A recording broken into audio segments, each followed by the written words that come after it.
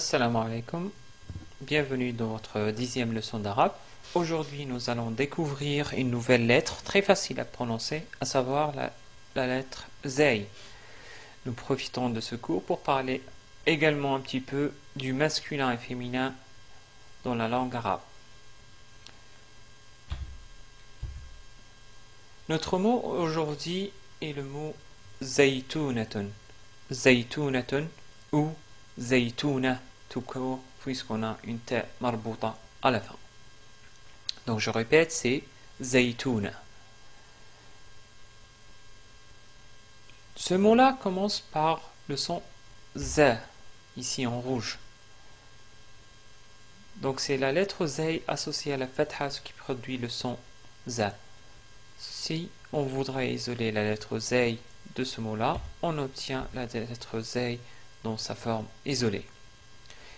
Ainsi, on pourrait facilement la localiser dans le tableau de l'alphabet arabe, car la lettre zay se trouve juste après la lettre ra.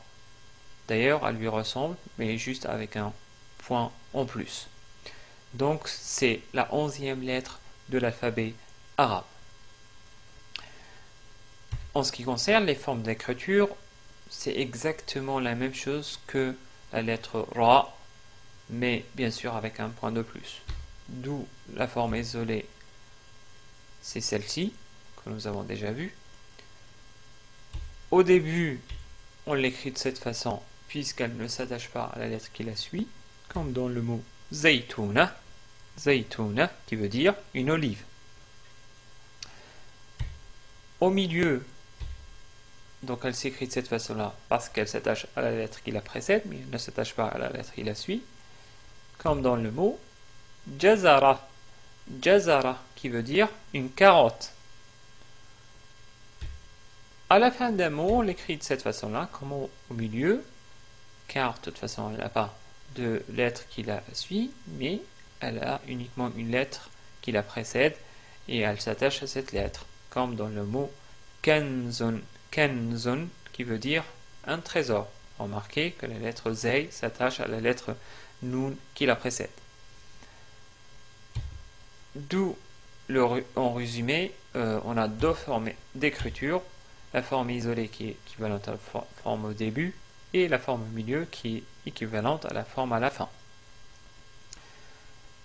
En termes de prononciation, la lettre zay en arabe est équivalente à la lettre z en français. Donc c'est exactement le même son qui sort de la bouche.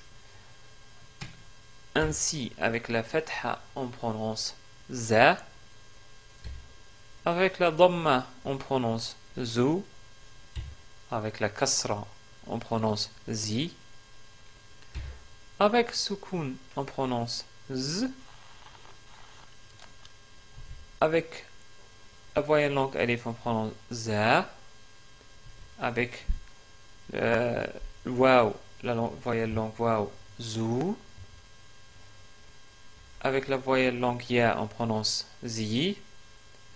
Avec le tanwin, doublement de fatha, zan. Doublement de dhamma, zun. Doublement de kasra, zin. Voilà, nous avons terminé avec la vocalisation. Passons maintenant au concept du masculin et féminin en arabe. Nous allons attaquer un petit peu les bases de ce concept-là.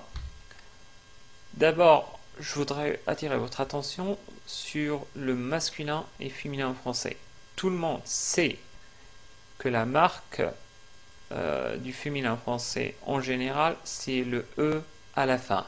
Par exemple, le féminin du mot un étudiant est une étudiante. Remarquez le E à la fin. En arabe, souvent on utilise la ta marbuta que nous avons déjà vu plusieurs fois pour féminiser un nom. Par exemple, le féminin du mot talibun, talibun ou talib qui voudrait dire un étudiant, et talibatun ou talibah, talibah. Remarquez ici qu'on a rajouté la ta marbuta à la fin,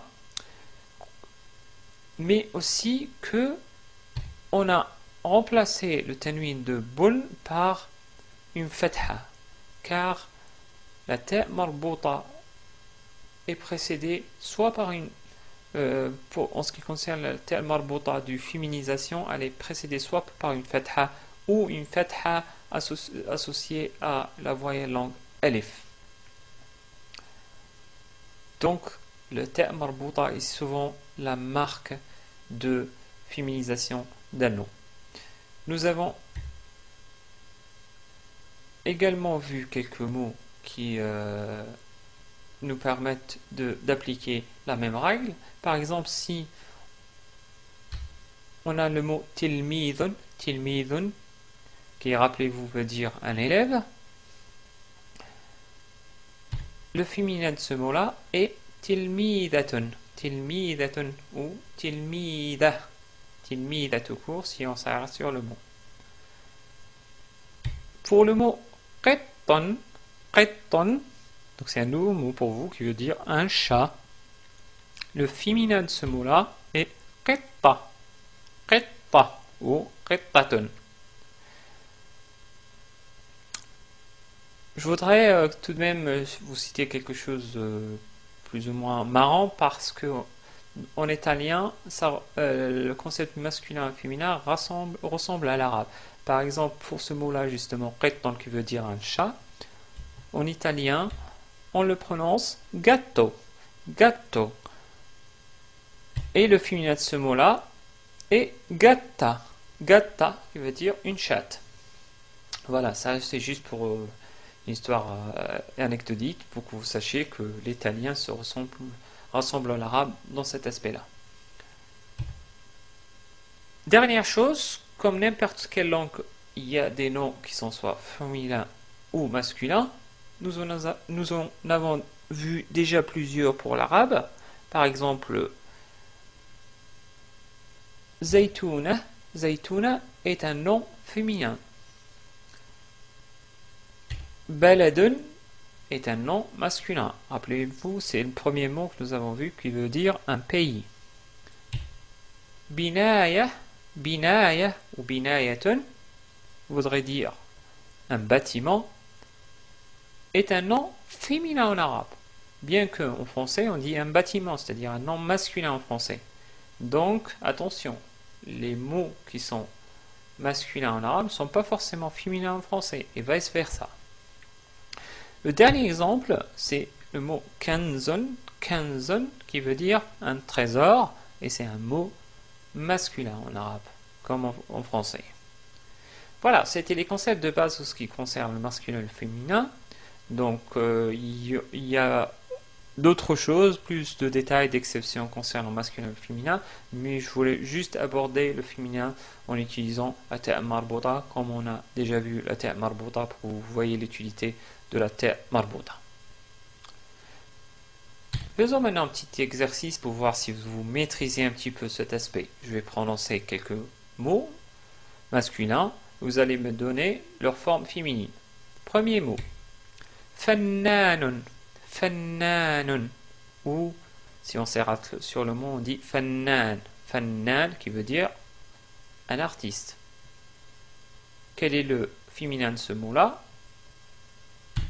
C'est fannanatun ou fannana, car on a rajouté ta' marbouta à la fin. Deuxième mot, ustadun ou ustad, si on s'arrête sur le mot. Ustad voudrait dire un professeur. Quelle est la forme féminine ou le nom féminin de ce nom-là? C'est évidemment ustadatun ou ustada, tout court, ustada. Troisième mot, le mot yabaniyun, qui veut dire un japonais. Ou on pourrait dire aussi yabani, si on s'arrête sur le mot. Quel est le nom féminin de ce nom-là? On l'a déjà vu dans une des leçons, c'est yabaniya ou yabaniyatun, qui veut dire une japonaise, bien sûr. Voilà, maintenant passons à l'écriture. Je vais écrire quelques mots que nous avons déjà vus. Je vais écrire d'abord le mot zaytouna, car il y a la lettre za au début. Donc j'écris d'abord za comme la lettre ra. Za, j'écris la fatha. Ensuite, j'écris ui, donc la lettre ya avec un soukoun. J'attache ensuite la lettre ta avec la voyelle longue waouh, donc zaytou. J'écris ensuite na et je termine en écrivant la ta marbouta zaytounatun tun ou zaytouna. Deuxième mot. Jazara. J'écris d'abord ja. J'attache ensuite za. Ensuite ra, pareil. Et à la fin, ta marbouta. Et qui ne s'attache pas à la lettre ra, parce que, comme vous le savez, la lettre ra ne s'attache pas à la lettre qui la suit. D'où la forme isolée de la ta marbouta. Enfin, le mot kanzun. Donc, j'écris d'abord K, une lettre que nous n'avons pas encore vue, mais c'est pas grave. Ensuite, j'attache Nun, Kan. Ensuite, j'attache Z à cette lettre-là, car elle s'attache à la lettre qui les précède. Et on obtient le mot Kanzun. Voilà, merci pour votre écoute. Nous arrivons à la fin de ce cours.